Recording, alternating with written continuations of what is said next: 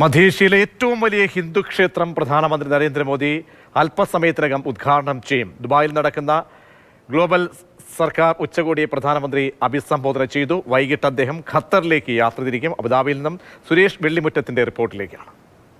വർഷങ്ങളുടെ കാത്തിരിപ്പിന് വിരാമമാകുന്ന മുഹൂർത്തമാണ് ബാബ്സ് ഹിന്ദു മന്ദിറിലേക്ക് അടുത്തുകൊണ്ടിരിക്കുന്നത്. ഇനി മണിക്കൂറുകൾ മാത്രമാണ് ക്ഷേത്ര സമർപ്പണത്തിന് ശേഷിക്കുന്നത്. രാവിലെ ക്ഷേത്രത്തിൽ പ്രാണപ്രതിഷ്ഠാ ചടങ്ങുകൾ നടന്നു. അതിനുശേഷം പൂജകളും മറ്റ് ഐക്യത്തിൻ്റെതായിട്ടുള്ള ഉത്സവത്തിന്റെ ഫെസ്റ്റിവൽ ഓഫ് ഹാർമണി അതെല്ലാം അകത്ത് നടന്നുകൊണ്ടിരിക്കുകയാണ്. ഇതുപോലെ തന്നെ ഇപ്പോൾ ക്ഷണിക്കപ്പെട്ടിട്ടുള്ള വിശിഷ്ട അതിഥികൾ രജിസ്റ്റർ ചെയ്തിട്ടുള്ളവരെല്ലാം വന്നുകൊണ്ടിരിക്കുന്നു. 3:30 വരെ ഇവിടെ പ്രവേശനം അനുവദിക്കും. 2 മണി മുതലാണ് എല്ലാവർക്കും പ്രവേശനം അനുവദിക്കുന്നത്. 3:30-ക്ക് ഗേറ്റ് ക്ലോസ് ചെയ്യും, അടയ്ക്കുമെന്നുള്ളതാണ് അറിയിച്ചിട്ടുള്ളത്. 3:30-ക്ക് ഗേറ്റ് അടച്ചു കഴിഞ്ഞാൽ പിന്നീട് ആരെയും അങ്ങോട്ട് പ്രവേശിപ്പിക്കില്ല. ഇപ്പോൾ സുരക്ഷാ പരിശോധനകളൊക്കെ ഇവിടെ നടന്നുകൊണ്ടിരിക്കുന്നു. NSCയുടേത് അടക്കമുള്ള സുരക്ഷാ പരിശോധനകൾ നേരത്തെ പൂർത്തിയാക്കുകയും ചെയ്തു. പ്രധാനമന്ത്രി നരേന്ദ്രമോദി ഉച്ചയോടുകൂടി ദുബായിൽ ഗ്ലോബൽ ഗവൺമെന്റ് സമ്മിറ്റിനെ അഭിസംബോധന ചെയ്തു. 20 മിനിറ്റോളമാണ് അദ്ദേഹം സംസാരിച്ചത്.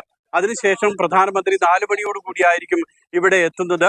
പ്രധാനമന്ത്രി ഇവിടെ എത്തിയതിനു ശേഷമാണ് ക്ഷേത്രത്തിന്റെ സമർപ്പണ ചടങ്ങുകൾ നടക്കുന്നത്. കാത്തിരുന്ന നിമിഷം, അല്ലെങ്കിൽ 2018 ക്ഷേത്രത്തിന്റെ മാതൃക പ്രധാനമന്ത്രി പുറത്തുവിടുന്നു. 19 ക്ഷേത്രത്തിന്റെ നിർമ്മാണ പ്രവർത്തനങ്ങൾ ആരംഭിക്കുന്നു.